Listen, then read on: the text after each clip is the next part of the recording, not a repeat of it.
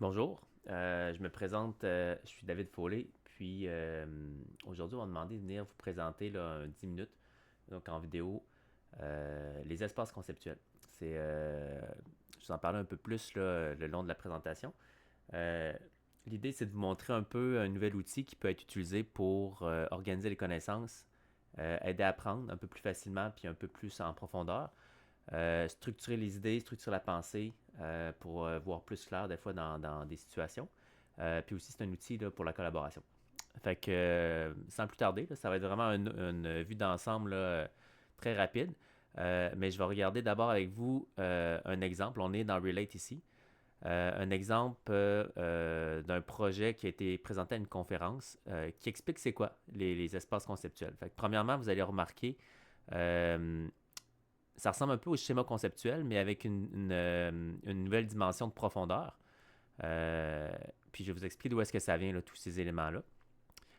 Pour faire une courte histoire, le principe qui a été utilisé pour concevoir les espaces conceptuels, c'était d'essayer de trouver une façon d'organiser visuellement l'information qui allait être proche de comment le cerveau humain fonctionne en termes de structuration de l'information.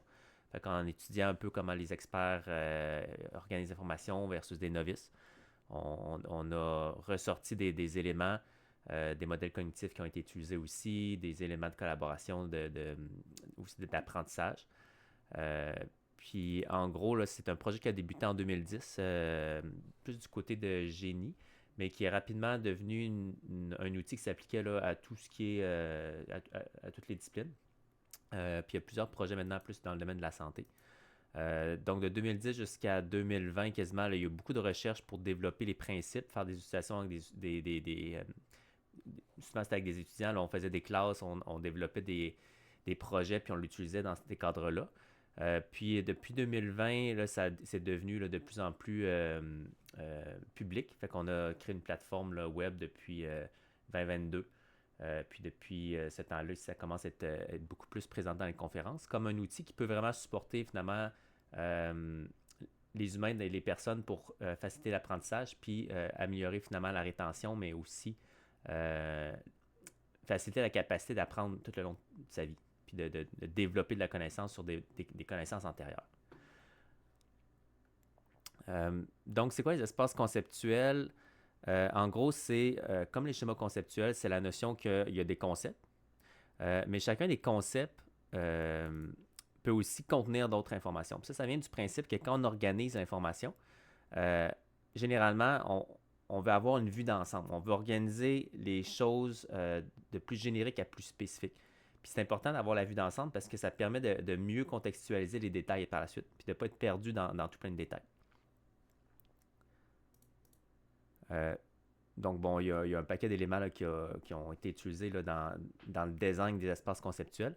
Euh, Puis je l'ai montré pas trop. Là, le but, c'est vraiment de faire une vue d'ensemble rapide. Mais une des choses, c'est que c'est aussi un espace où est-ce qu'on peut placer n'importe quel type d'information. Fait que des vidéos, des images, du dessin, on peut mettre beaucoup de liens web, des liens vers des documents, des PDF, des documents Word aussi. Même des widgets, là, par exemple des Geniali ou des Canva. Fait que ça permet de rassembler l'information à la même place, de faire un peu euh, comme CMAP, je pense que vous connaissez, qui est aussi de relier l'information rapidement. Euh, Fait que donc, un peu comme CMAP, là, on peut partir puis faire des liens avec des nouvelles boîtes, les éditer, faire du texte, etc.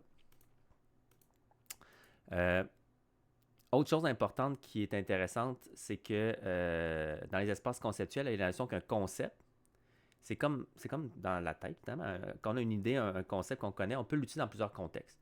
Fait que la capacité de faire ce qu'on appelle des instances ou des réutilisations des morceaux d'information. Fait que par exemple, ici, on voit qu'il y a un 2, parce que ce concept-là, il est utilisé à plusieurs places. Puis là, ben, je ne sais pas exactement. Bon, il est utilisé juste ici. Fait que si on regarde ce qu'il y a dans ce concept-ci, ça va être exactement la même chose que dans cette même utilisation-là. Puis ce qui va se passer ici va automatiquement être reflété en temps réel. Fait que je peux le mettre à côté ici. Là. Fait que si je modifiais des choses, dont la couleur du concept, ben, là, ça va être la même couleur qui va être dans l'autre. Puis bon, tout ce qui se passe ici se passe à côté. Fait que ça permet de réutiliser des pièces d'information. Des fois, des informations dans certaines situations, des cadres légaux, des contacts de certaines personnes, comment certains milieux fonctionnent, c'est des choses qui sont réutilisables, puis que quand on veut les mettre à jour, on ne veut pas avoir les mettre à jour à plusieurs places. On veut vraiment avoir une pièce d'information.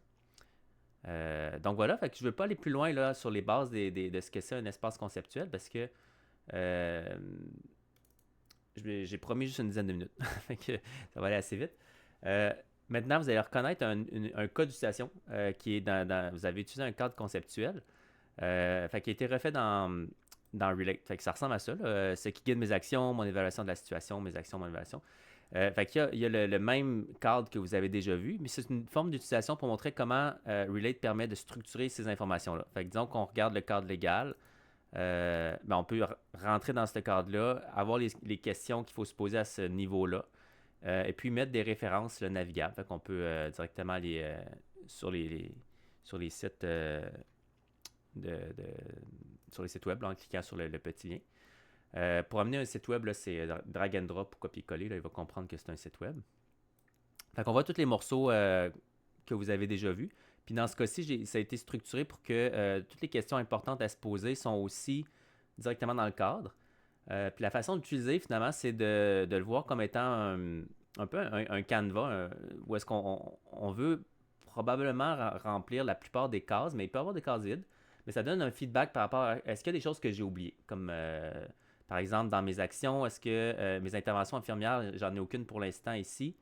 Ben, là, c'est vraiment le canevas vide, là. Ça pourrait dire, OK, j'ai peut-être soit oublié de les noter ou j'ai pas pris le temps de réfléchir à ça va être quoi mes interventions. Euh, Fait que maintenant, regardons la même chose. Fait qu'on peut prendre le même cadre puis dire, d'accord, j'ai le cadre conceptuel, je vais l'utiliser comme template pour un exemple. Fait qu'on va prendre l'exemple de la chute. Fait qu'à quoi ça peut ressembler. Fait qu'on reconnaît le même template là, qui a été utilisé. Mais dans ce cas-ci, bon, j'ai ma mise en situation qui est une vignette avec Monsieur Denis, 79 ans. Fait qu'on on a la vignette, les pièces d'information. Puis après, on peut voir comment on peut remplir chacune des parties. Fait que dans ce cas-ci, dans le cadre légal, il y a une réflexion par rapport à c'est quoi les éléments qui s'appliquent dans cette situation-là. On peut y mettre des conclusions, certains liens. Fait que c'est tous des liens sur les sites qui ont été consultés qui étaient pertinents par rapport à cette situation-là. Puis une petite conclusion là, je pourrais la mettre en rouge. Là. Une petite conclusion qui permet de se rappeler là, des pièces d'information les plus importantes. Fait qu'on peut voir ça dans chacun des éléments là, du cadre conceptuel. Puis par exemple, si on remarque là, bon, l'évaluation infirmière, il y a plus d'éléments. Les savoirs mobilisés, bon, il y a dans chacune des boîtes, il y a des choses. Dans ce cas-ci, il n'y a rien qui avait été fait dans mes actions. Probablement parce qu'on n'était pas encore rendu à décider de nos actions ou qui n'était pas encore fait. Mais éventuellement, c'est quelque chose qui se remplit au fur et à mesure puis qui peut être réutilisé. Puis garder une trace finalement de certaines interventions pour pouvoir les réutiliser, pour pouvoir comme, les bonifier puis apprendre de ces situations-là. Fait qu'il y a évidemment la loupe de rétroaction. Où est-ce qu'après avoir évalué une situation, on s'évalue puis on essaie de voir comment on peut s'améliorer pour la prochaine fois puis c'est quoi les prochaines étapes importantes. Je sais que j'ai été assez vite. Le but, c'était vraiment de faire un survol d'un outil dont l'objectif, c'est de supporter les personnes, les humains, quand ils ont à organiser de l'information. C'est fait, entre autres, pour améliorer les apprentissages, faciliter les apprentissages, plus facile, tout devient à la même place. Mais celui-ci, c'est un bon outil pour faire de la métacognition, ça veut dire de s'auto-évaluer, puis de voir où est-ce qu'on en est dans une certaine situation quand on a un cadre qu'on peut se fier dessus. C'est un outil collaboratif, donc dans des situations de collaboration, c'est en temps réel, fait qu'il y a plusieurs personnes qui peuvent se connecter sur les mêmes espaces et puis créer de l'information, l'interconnecter avec le travail des autres. On peut voir c'est qui a fait quoi, ce genre d'interactivité-là. Donc, c'est un outil là, qui est accessible pour tout le monde dans le cours.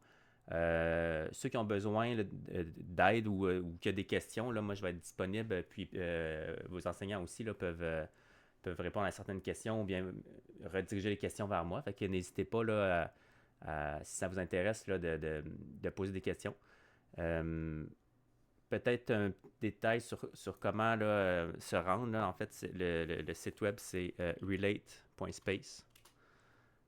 Fait que je ne sais pas à quel point ça va être petit, là, mais c'est relate comme relate, comme ici, point space. Puis pour commencer, ben, c'est lance-toi. Ça va vous amener sur une page pour vous enregistrer. Possiblement qu'il va être nécessaire d'utiliser un courriel qui n'est pas celui de l'Université de Sherbrooke à cause un filtre qui a été utilisé récemment qui filtre toutes les applications. Puis bon, il va falloir ajouter Relate dedans. Mais utilisez n'importe quel compte, puis ça va être correct pour vous authentifier. Puis ben, quand vous avez beaucoup de projets, là, comme moi, j'ai quelques milliers de projets, vous pouvez aller vraiment loin là, dans l'organisation de la connaissance. Dans ce cas-ci, là, moi, on peut faire des catégories, tout ça, mais ça, c'est des fonctionnalités plus avancées. Là. Moi, je vous ai montré la base. Ceux qui sont intéressés, on s'arrange pour se garder en contact puis d'avoir un certain support pour exploiter là, les potentiels de tout ça. Donc, merci beaucoup. N'hésitez pas à poser des questions. Fait que, je rappelle mon nom, David Foley. Puis, bon cours.